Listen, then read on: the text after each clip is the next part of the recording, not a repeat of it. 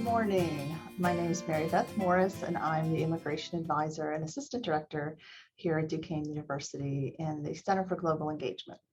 We're happy you could join us this morning for a Visa Tips webinar. So we'll talk a little bit more about what it means to move on to the next step of applying for your student visa. What is a student visa, how you go about that, and that sort of thing. So I'm going to share my screen. Also, just to let you know, we are recording this, so this will be available after. At the end, we'll take any questions. So if you have any questions, that you may find them in the chat, other people may have them likewise.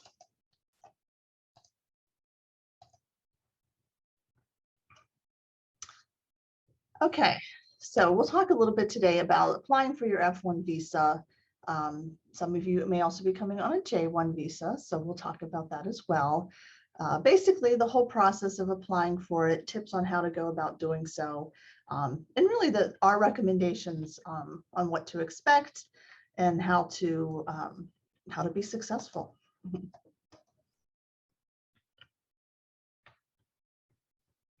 So the process of applying for your visa.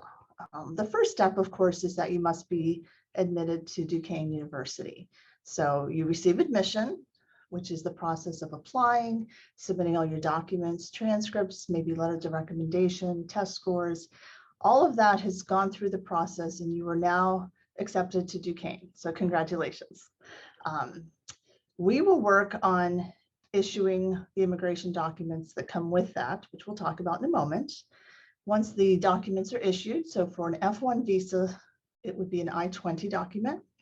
For a J1 visa, it will be a DS-2019 document. Once those documents are in your hands, and you'll only have one, depending on your visa, you will then move on to paying the SEVIS fee. And we'll talk about where you do that, how much that fee costs, and what to expect. You'll also go online and complete a non-immigrant visa application form, which is called the DS-160.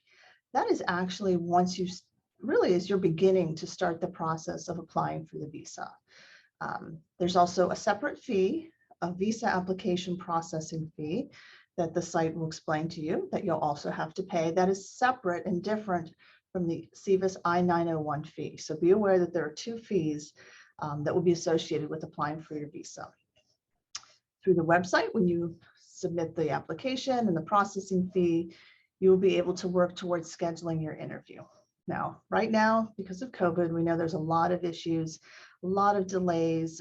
So we'll talk about that, what to expect, the timeline to expect, and just to be patient and go forth and give it your best. We'll talk about the documents that you should gather to prepare for your interview, what you should take with you. And finally, we'll talk about attending your visa interview and what that would mean for you.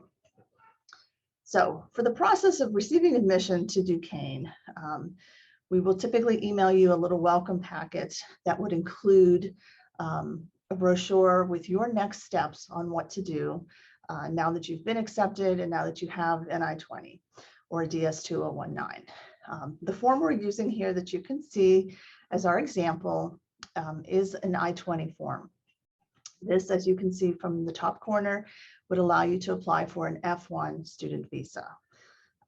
Basically, an I-20 is issued for students who've been accepted to a program and intend to go through the program and complete it, to graduate, to earn a degree. Most of the J visas are coming on short term.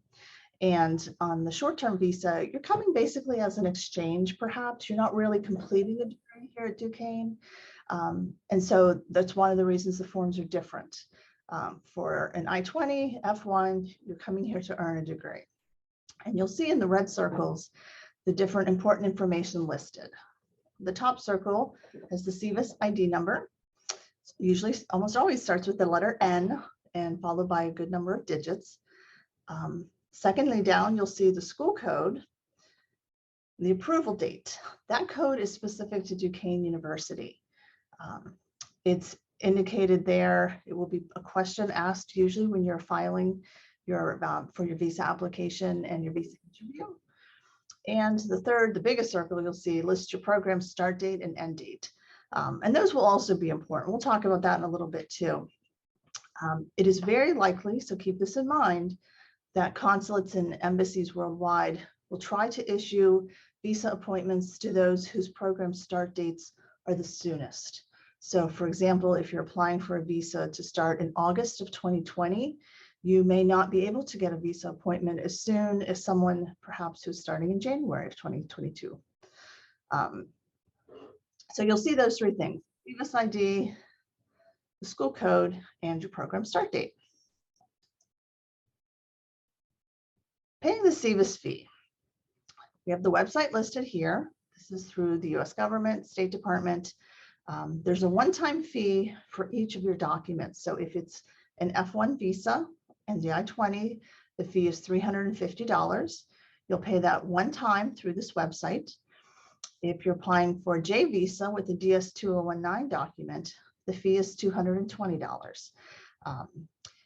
One thing I will note is that while credit cards are accepted, depending on your home country where you're attempting to pay the fee, there may be limits imposed by the State Department. So for example, you may have to work with someone who's outside of your country to assist you to pay that. So maybe a family member, if you have someone in the States. We just know, we hear that sometimes credit cards do not work from within certain countries abroad. And the site at the bottom is information about how to pay the fee and what that all means. So again, you'll pay this fee once, and it will be good for the duration of that I-20 or that DS-2019. If for some reason you got another form with a different ID number, you would have to pay that fee again. So it's very important that we maintain your record for the duration of your program, so that hopefully you're only paying that fee one time. So the process. The next step would be to complete the online visa application. And I'll point out here, we say non-immigrant. That's a very important category. All of these student visas, whether the F1 for a degree seeking or a J1 for an exchange, and you'll find this out as we go on and speak a little bit more, are indicating that you're coming with non-immigrant intentions. You are not coming to immigrate to the US. And that's something that's going to be very important that you prove through the visa interview with your documents, because that often tends to be the #1 reason students and exchange visitors are denied, is that they don't seem to be able to prove that they have non-immigrant intentions, that their intention is to pursue their degree or the exchange. They must be returning home afterward. That's the point of a short-term visa like these. When you get that I-20 or DS-2019, definitely give it a good look over and make sure that everything looks correct, that I have created it correctly, our staff has entered everything properly, your name is spelled right, your date of birth is right, and those sorts of things. And if not, please reach out to us and let us know right away. You also pay the visa application processing fee. You'll see the website, usembassy.gov, listed here on the screen. The instructions and costs could vary by the embassy or consulate location. So you'll need to search for your own country, usually your nearest embassy or consulate, and follow their instructions. One thing I'll also mention is because during COVID, the US embassies and the State Department really don't want students traveling unnecessarily. It is not advisable for you to try to make an appointment for your visa outside of your country, your home country, that you are within your home country and stay within your home country to get your appointment. Applying to get a visa in a third country is very often not possible. You may not find yourself eligible for an appointment. If you happen to get the appointment, they may cancel it at the last minute if they realize you're not a citizen. The US embassies and consulates really want to give priority to the citizens of the country that they're in first. And so they don't want people traveling during COVID, of course, and any chance of transmitting the disease. So just keep that in mind. You're looking within your own home country. The next step of the process is to schedule your interview, which may or may not be that easy right now. Any embassy or consulate normally would do, but now you really want to stay in your home country, unless you do reside somewhere else. So if you're in a third country because you are a permanent resident there, or you're working there, you may be eligible to apply in that country. That's really going to be on you to research that a little bit more. It's not always a given, so you still may need to travel to your home country to apply for the visa. We do have a website listed here that shows that the wait times vary by country. You can enter the city and country of the intended location, and it can give you an idea of how much time you might have to wait. Sometimes you may see 7 days, 20 days. Very often we see 999 days, which is their standard date issue of we don't know. So be patient, check back frequently, see what you can do. Hopefully you're able to get an appointment in a reasonable amount of time. The documents, gathering your required documents. These will be very, very important. You may already be uploading copies of them when you make your appointment, so you should have these together at that time. You would need your Form I-20 for the F1 visa or your DS-2019 for your J1 visas. You would also need to have a passport. Our recommendation is that you still have a few years left on your passport before it expires. It's not advisable. Often consulates and embassies are not happy if they see that your passport would expire within the next 12 months, and they may deny a visa or tell you to renew your passport first before they will issue it. So look at your passport early, figure out the expiration date, and act accordingly. You'll also need to have a few passport style photos that you should have ready that follow the guidelines as listed on the website and the instructions for your visa. They will be used to put on your visa. You'll need your receipt, the SEVIS I-901 fee, and you'll need the DS-160 confirmation page. So you will do these fees and register online, and you can always print confirmation. So be sure to print the receipt and the confirmation pages. You also need the visa fee payment proof that shows you've paid the visa fee. So remember, there's several things you'll have to gather here. Follow the directions closely. One of the most important things is the financial documents. So your bank statements, scholarship letters, sponsor statements. Those are going to be the same things that you submitted to Duquesne when we prepared your documents. So your I-20 or your DS-2019. They should be recent. We also require that they be within the last 6 months. If you've deferred from semester to semester, maybe you've been unable to get a visa appointment or unable to obtain a visa, you should consider getting updated statements. These are critical. These are really important to the official who's reviewing your application for the visa. They need to see that you can demonstrate your ability to pay for the cost of your education. And the cost of your education includes not only your tuition, your fees, your books, but it includes international health insurance that we require for all of our students to maintain. And it also covers the cost of living. So the cost of 1 year, your first year of the program, will be vital that you can show proof of funding, money in the bank, so to speak, that you can use. If you have a graduate assistantship from Duquesne, any scholarships, those letters as well will be important. Those should also be included on your I-20 if you're an F1 student, or your DS-2019 for J's, to explain that you've got funding from Duquesne as well. You also want to make sure you have a copy of your acceptance letter showing that you were academically qualified and are being welcomed into the program. As part of the acceptance, you would have submitted all of your academic documents, so your test scores and your transcripts. Also very important that you have those available. And last but not least, we recommend that you have some documents showing your ties to your home country. This is one of the things that consular officials like to see that will help to confirm to them that you are not trying to immigrate to the US. So if perhaps you own land, you have banks, money in the bank, you have investments in your home country. If you own a home, perhaps you have a job that you're coming back to. Maybe you've already been working, your company's supporting you or sponsoring you to come to the US to study, and that you have a job to return to when you get back home. All of those things will be very important to basically prove your non-immigrant status. So we highly recommend that you give that some thought and prepare those. So the process, attending your visa interview. These pictures, I think, are great. They give you an idea, a little bit more of the reality of the visa interview. It's really not going to feel so much like an interview in the sense of the word. You'll see in the lower picture, you will actually have an appointment with a consular official standing. It'll be by yourself, so you won't have others around you, but it will be at that window, at a glass window with microphones. It will not be lengthy. It will just be a few minutes, 2 to 5 minutes at the most.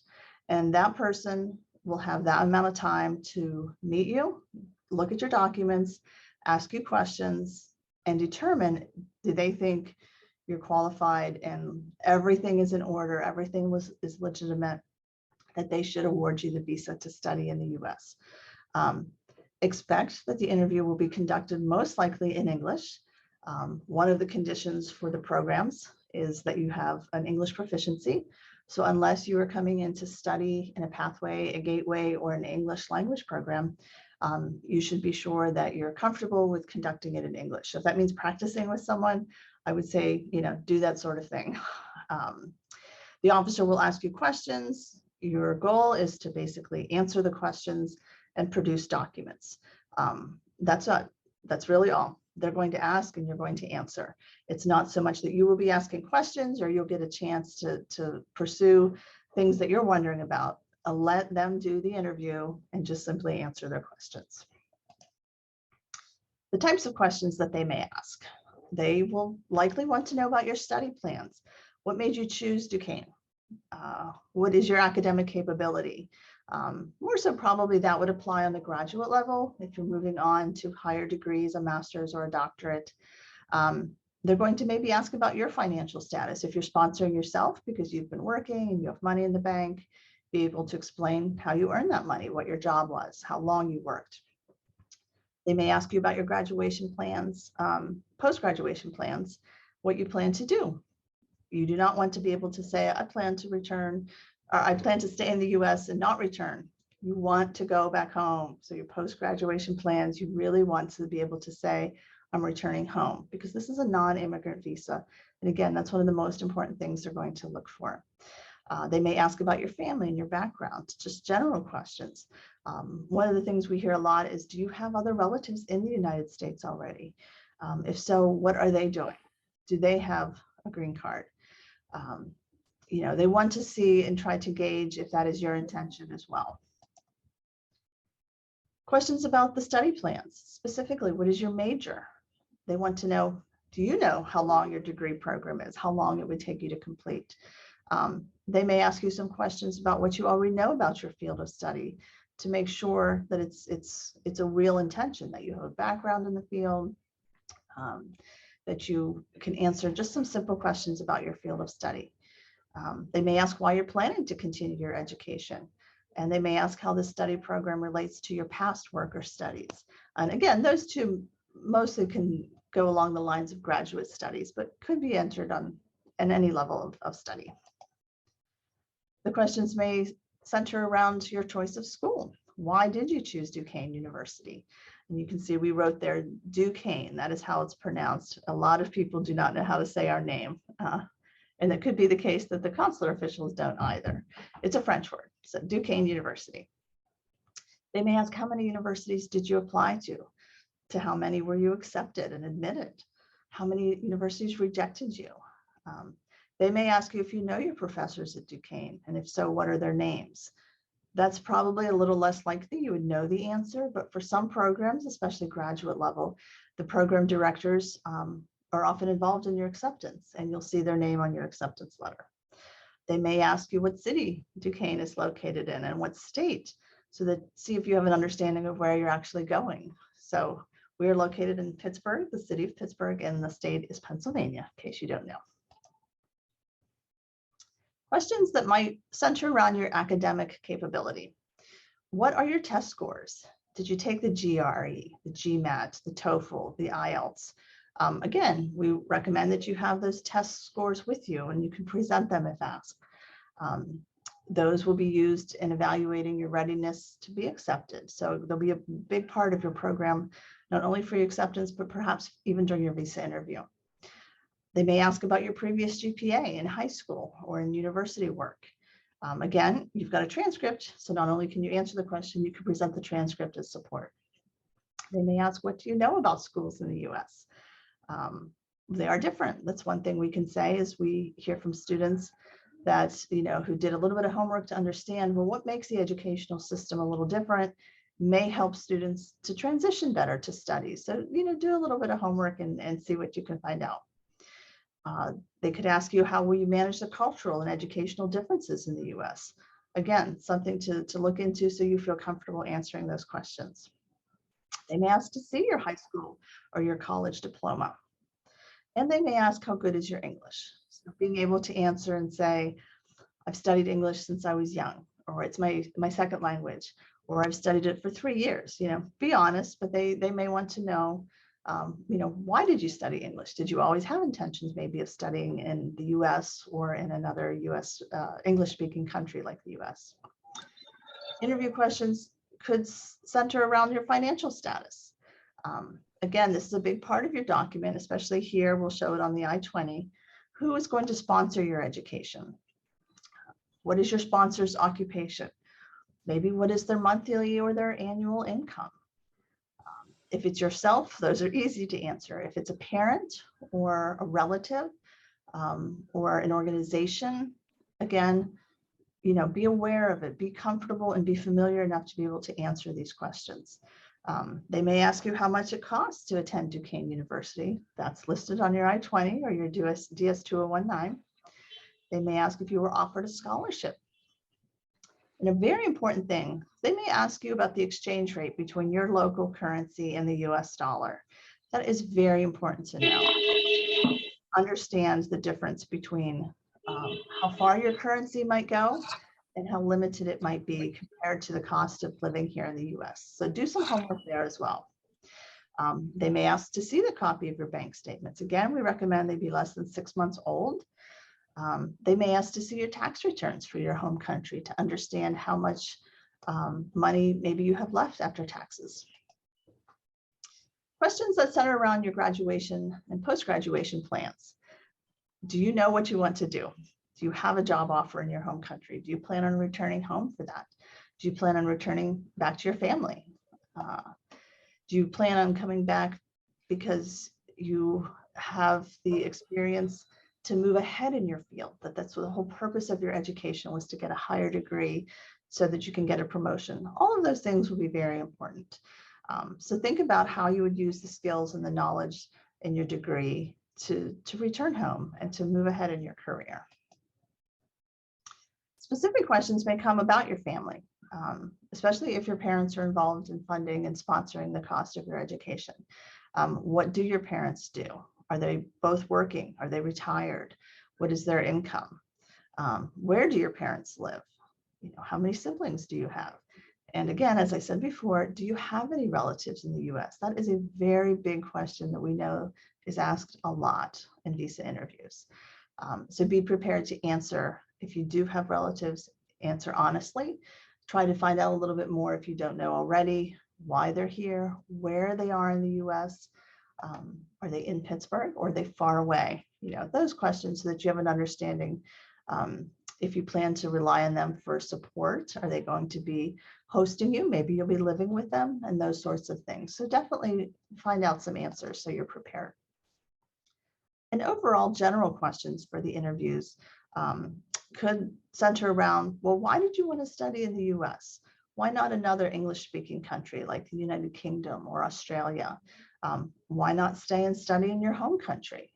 Again, just be prepared, be confident and comfortable to answer those questions. If you're currently working, why are you leaving your job? Is it to advance in the field and return into a higher position? Is it to maybe change your field and go into a new area of study and work? This next question is a big question. It's sort of a tricky question on purpose. They may ask, do you plan to work in the US? And the reason this is tricky is that you are very limited in your work abilities to legally work while you're here on a visa. So for the most part, no. The answer would be no. Do you plan to work in the US? If you worked, you are allowed to work on campus in a position that any student, might be eligible to have. If you plan to work as a GA, a graduate assistant, then the answer would be yes. You already know that. It's already in your acceptance letter. It's part of your financial support. But in terms of working in the US, it's very limited, the opportunities for you to work off campus. And that's one of the reasons that they ask this question. They want to make sure that you are aware that you cannot just get a job, any job, once you're in the US. And certainly do not want you to think that that job is going to financially support you in the cost of your education. That's just not how it works. Your visa to come study is an F1 or a J1 visa for that reason. It's a non-immigrant visa. So be very careful and very prepared for the question about, do you plan to work and what that means for you. They may ask, what will you do if your visa is denied? They may want to see if you have other backup plans. Will you try again for a visa later? Will you try to go maybe to a different country or stay in your home country for studies? So if you haven't already done so, give it a lot of thought so that you're prepared on how to answer those questions and are comfortable with your answers. They may ask if you've been to the US before. That may weigh into why you've chosen to study in the US. Again, asking, will you return to your home country, even during vacation periods? Of course, that would be a costly investment for flights. But, be honest, you might not know if you will do it. You may not know if you can afford to do it. Maybe during COVID, you don't want to travel too much, which is probably also advisable. So think about those things.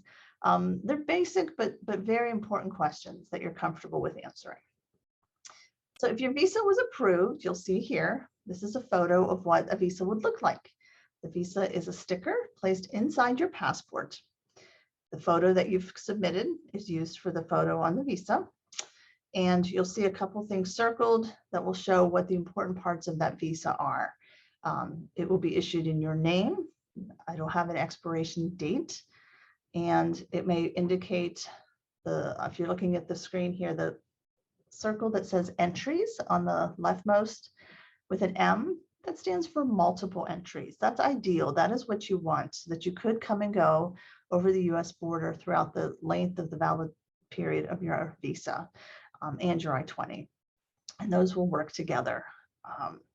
So just to show you what it would look like, you've got your visa. Once you've received this, we ask you to upload a copy of it into our immigration portal. It will confirm to us that you've been accepted through the visa process, which can be long and quite nerve-wracking. And it will allow us to know that we can help to really prepare for your arrival because you've received your visa. Keep in touch with us as you plan for your arrival.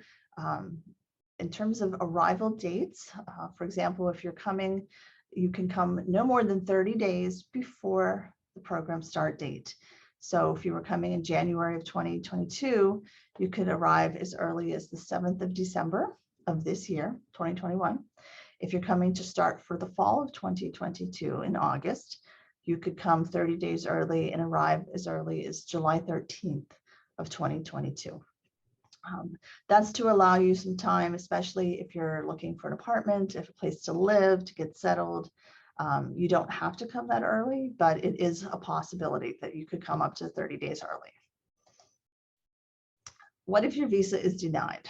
Certainly, first thing, do not panic. We see it quite often. Not all first-time visa applicants are awarded their visa on their first try. Try to find out why you were denied. Was there something, maybe it's very obvious, maybe you just simply forgot to bring something to your appointment. Maybe your financial documents were questioned. Maybe they weren't recent enough. Try to find out in writing before you leave why it was denied. And you could communicate that back to our office and our department, and we can assist you with helping you prepare for another visa interview. You'll see a website here to look at your options for visa denials and what they recommend you do for the second time around. And you can apply again as soon as possible. There's usually a wait time as to how long you must wait. That could vary based on the country, your home country, and the embassy you're using. Plan to bring the additional information, documentation that maybe was missing or updated as they recommend. And one of the most common things, and we recommend this always, is to emphasize your ties to your home country. Very often we find that is the number one reason students are denied their visas, that even though everything might appear to be in order to you, maybe your ties to your home country just weren't quite tight enough that they believed you really had plans to return there upon graduation. So whatever that means, work with your family. As I said, they'll look at the money you have in the banks, your investment in your home country, whether it be property, investment in a company, in the stock market, those sorts of things. So overall, our general tips for preparing for the visa interview is to basically complete all steps of the process as soon as you can. We are working to issue I-20s and DS-2019s once we've received all the documents that are needed. If something is missing, we will reach back out to you to explain what we still need. And once your immigration documents in your hands, begin the next steps. Pay the SEVIS fee, apply for the visa, pay the visa application fee. Begin practicing your interview in English. Interact with someone who can do it with you in English, and practice going through the questions. Just have them look at your documents and ask you questions. I think the more comfortable and confident that you become in knowing what you're holding in front of you, really will come across. And I think that's a big part of the interview. It's okay to be nervous. Nervousness won't be held against you, but you want to show your genuine intentions of coming to study. That's ultimately what you're applying for, is the visa to be a student. So know a little bit more about your document and the difference between an F1 or a J1. F1 students are basically applying to earn a degree here and graduate, and J1 students are here for just a shorter period of time, more of an exchange or a visiting program, and then returning back home to your home institution. We always say to dress appropriately. Think of this as maybe a job interview. You want to look presentable. You want to look serious, that you're taking this job of your education very seriously. Be honest, be confident, always be polite. But again, you can be brief. You don't need to give long answers. Remember, your time with them will be very short, just a few minutes. So answer their question and then let them move on to their next question. So you don't need to be lengthy. Again, be familiar with your documents, have them with you, have them in order, be able to put your hand on them quickly if they ask for a specific document. And remember, overall, what they're looking for is to show that your intention is to study, your intention is to return home after, and basically to come to the US for a short period of time. And basically, the bottom line here is always emphasize that you have no plans to immigrate to the US, that you have very strong ties to your home country, whether it be your family, property, investments, career prospects, job offers. Again, that last item there highlighted and bolded is, I think, the most important for you to remember. It's feedback from students who've gone through the process in terms of why students were denied. Knowing that you can prove your intention is always to return home is going to be the most important. Just a few questions here about COVID and what that means.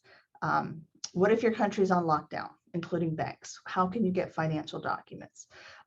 We've heard this a lot this past year. If you have access to your statements online, you could print something like that out or save it as a PDF and present that to us. Until maybe you can get an appointment or get an original copy. What if there are no visa appointments in your own country? That is quite possible. We recommend that you continue to try and to be persistent. If you want to, you could look into a neighboring country, but as I indicated earlier, it is tricky and really unlikely that you'll get an interview in a third country, but that doesn't mean you can't try. What if your deposit deadline for Duquesne is approaching, but you don't have a visa? Can you pay the deposit later? You could pay it. Reach out to us. We're happy to work with you on a case-by-case basis. We want to help you to get everything in order so that you can come, but also that we're holding a spot for you. So just be in touch with us.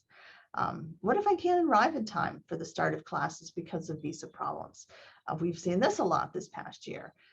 There's a short window of time, about 1 week into classes, that you are still permitted to arrive. And if you are unable to do so within the first week of classes, then we would have you defer to a later semester. Again, you'll need to work with us to do that. We would be able to move your deposit forward at your request.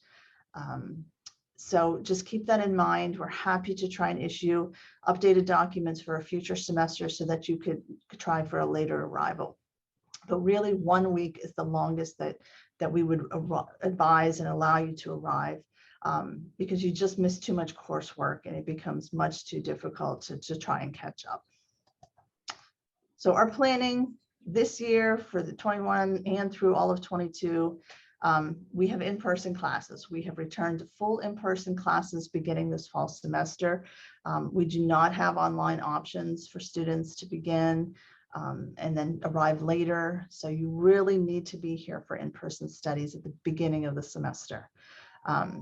Would we go to online courses? This is very rare, only if another major lockdown happened here in the US. We find this very unlikely, but it is out there as an option should it get to really dire circumstances once again. Otherwise, definitely plan for in-person courses. And remember, Duquesne is always monitoring our local and just general US requirements. And check your email. We'll regularly update you if there's anything more that you would need to know. So what you can do, submit your documents for your I-20 or your DS-2019 to our office. We're processing for spring of 22 and for fall of 22 semesters right now. Be patient. Once everything's submitted, we're working with a lot of applicants. We'll get to you as quickly as we can. And again, because we know students coming for spring 22 might be the most likely to get their visa interviews, we're trying to prioritize them because their time is running out. So if you're one of those fall 22 students, just recognize we have a little bit more time to work with you. Apply for your visa appointment as soon as possible. Continue to check your email regularly from updates from Duquesne about our plans for spring of 22.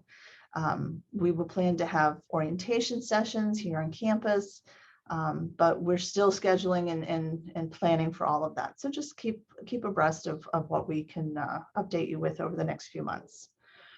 We ask for you to also update us at the different times following your application process for your visa. If you've scheduled your visa interview, please let us know. That helps us to work towards supporting you with the documents and we know that you will need. So we need to know when your visa interview is. Once you've had your visa appointment, were you approved? If you're approved, please let us know right away. That's also something we'd like to keep track of. It helps for us to plan for your arrival. And certainly when you plan to arrive to campus, come to the US, please let us know all three of those things. And if for some reason, if necessary, you need to defer, please reach out to us and we're happy to work with you to defer your admission to a later start date. We recommend that you purchase flights that will allow you to make changes to your dates. Everything is very unexpected with changes coming left and right. And the better you have for flexibility in your flight, I think the easier planning would be. And as always, continue to safeguard your own health. Be careful in your own country. If you can get vaccinated, great. If not, we do offer the vaccine here. So you're eligible to receive it upon arrival. And we'll have much more information following about that via email. So just look for those updates. We have some useful videos kind of listed here by city and country that talk about general visa tips. These are the more popular countries that we have seen over the past several years. And so, feel free to look into some of these. They're very useful. I think they're all pretty much on YouTube as well. And as always, if we have any questions, we can take some questions now, but you're always welcome to reach out to me via email. My email is listed here, morrism4@duq.edu. That's the best way to reach me. With time differences and things, it's often easier to do email than to try and reach my phone. But I will pause for a second and see if we have any questions that we want to address right now. Well, thank you all for joining us today. We're delighted to help assist you forward in this process of applying for your visa. We're happy to work with you to update documents as needed, to defer your admission. So please, we look forward to keeping in touch, and we certainly look forward to hopefully welcoming you here to Duquesne's campus in Pittsburgh sometime in the next couple months. So thank you all.